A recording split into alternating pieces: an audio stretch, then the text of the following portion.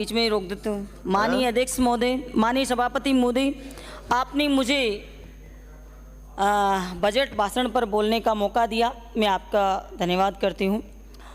जिस तरीके से पक्ष और विपक्ष के सदस्य अपनी अपनी बात रख रहे हैं, उसी प्रकार मैं भी अपनी बात रखना चाह रही हूँ कि जिस तरीके से बजट पेश हुआ, हमने देखा सुना, जिस तरीके से पक्ष और विपक्ष के लोग बात कर रहे हैं, ये जो बजट है किसी भी प्रकार से जनता के हित में नहीं है। पक्ष के सदस्य कहते हैं कि 2023 के अंदर आनन फानन में बहुत सारी घोषणाएं करी, बहुत सारे ऐसे वादे किए, लेकिन मैं अवगत कराना चाहूँगी माननीय सभापति महोदय कि हमने जो देखा, मेरी विधानसभा है, उसके अंदर भी कोई ऐसा कार्य नहीं बचा जो कि हमारी सरकार ने घोषणा की और वो धरातल पर नहीं उतरा। इतने सारे मुद्दे, इतने सारी योजनाएं सरकार की रही। इन सब बातों से ये जाहिर होता है कि ये चुनावी घोषणा अगर इन मुद्दों को बताते हैं, लाइट फ्री देने को, चिकित्सा फ्री देने को, विभिन्न जो जन कल्याणकारी योजनाएं हैं उनको अगर राजनीतिक बजट बताते हैं, तो इसका मतलब ये कोई भी किसी प्रकार की इस तरीके की जन कल्याणकारी योजनाओं का काम इन 5 सालों के अंदर राजस्थान के अंदर नहीं करेंगे। इस बजट में इन्होंने न ईआरसीपी की बात करी, न एमएसपी की बात करी।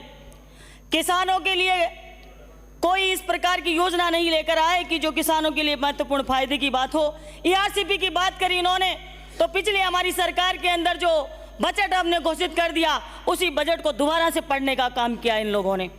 नौकरियों की बात अगर इन लोगों ने करी युवाओं बेरोजगारों के लिए, तो नौकरियों के अंदर जो हमारी सरकार ने जो काम कर चुके थे, और यहाँ पे माननीय सदस्य, माननीय जो मंत्री भी विराजमान है, उन मंत्रियों ने भी अपने ट्विटर पे उन पोस्टों को किया जो कि हमारी सरकार ने कर दी।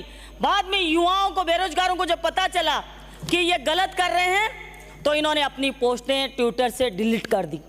अगर ये सही थे तो अपनी पोस्टों को अपने ट्विटर पर रहने देते। माननीय सभापति महोदय, हर राजस्थानी का एक ही संकल्प, एक ही नारा, इस तरीके के पोस्टर इन लोगों ने बनाए। इसमें लिखा बहन बेटियों का अत्याचार, दलित पर अत्याचार, कर्ज मरता किसान। मैं कहना चाहूँगी कि किसान की कृषि मंत्री बनाए, उन्होंने कहा कि किसानों को कर्ज देना ही नहीं चाहिए। तो किस तरीके से किसानों को फायदा किया इन लोगों ने। बहन बेटियों पर अत्याचार, मैंने सवाल किया, बहन बेटियों पर अत्याचार इतना बढ़ गया कि 1 साल का आंकड़ा जो था वो 5 महीने में इन लोगों ने पार कर दिया। दलित अत्याचारों का आंकड़ा हम देखेंगे तो गांव के अंदर दलित इतना परेशान, इतना सहमा हुआ महसूस कर रहा है, इतना डरा हुआ महसूस कर रहा है इस सरकार के अंदर, जो कि कोई सुनने वाला उसका नहीं है। पेपर लीक की ये बात करते हैं बढ़ चढ़, क्या पेपर लीक इन लोगों ने रोक दिया? पेपर लीक की बात इनके मुंह से कहते हुए अब इनको शर्म नहीं आती कि इन लोगों ने जिन मुद्दों को हाथ में लेकर सत्ता में आए, उन मुद्दों को इन लोगों ने हल नहीं किया। भ्रष्टाचार की ये बात करते हैं। मैं कहना चाहूंगी, हमारे खंडार से माननीय सदस्य आते हैं, उन्होंने एक रोड बजट के अंदर ली, उस रोड भगवतगढ़ से हथरौली तक का वो रोड लिया। वहाँ कोई हाईवे नहीं है, वहाँ के लोगों की कोई मांग नहीं है, लेकिन साफ साफ उस रोड को इसलिए बनाया जा रहा है क्योंकि मेरे विधानसभा से ये बजरी निकाल कर ले जा सके।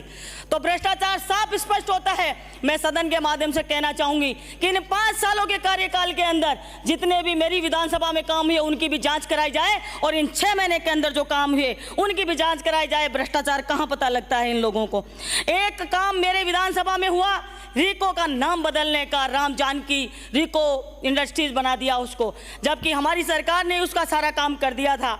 सारे के सारे महत्वपूर्ण जो मुद्दे हैं, शिक्षा, चिकित्सा और पंचायत राज और कानून व्यवस्था, इन सभी मुद्दों पर चर्चा नहीं कराना चाहते। इसका यह मतलब हुआ कि सदन के अंदर आप इन सारे जो जन कल्याणकारी मुद्दे हैं, जो जन कल्याणकारी विभाग हैं, जो जिनसे जनता सीधा जुड़ी हुई है, उन मुद्दों पर चर्चा नहीं कराने का सीधा सा मतलब है कि आप जनता के सवालों के जवाब देना नहीं चाहते और जनता के हितों के अंदर नहीं हो।